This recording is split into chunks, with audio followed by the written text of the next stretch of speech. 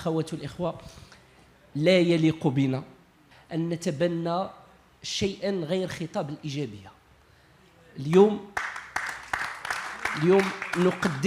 تنقدموا الحصيلة ديالنا، تنفتخروا نعتزوا بها، وكنطالبوا بالمزيد، وكنطالبوا بأننا نحقوا المكتسبات لفائدة الناس اللي داروا فينا ثقة ونزيدوا القدام. ولكن كنعرفوا حتى إلا طلبنا كنعرفوا كيفاش نطلب وكيفاش نترافع وكيفاش ندافع على القضايا العادلة ديال المنطقة ديالي، ولكن تنديرها في القالب ديال الإيجابية بهذه القيم اللي تكلمت عليها، ديال الصبر وديال الترافع وديال نقبطوا في هذيك يعني الجمرة مهما كانت حارقة ديال تدبير الشأن المحلي والشأن العام، ولكن كنزيدوا للقدام بتفاؤل.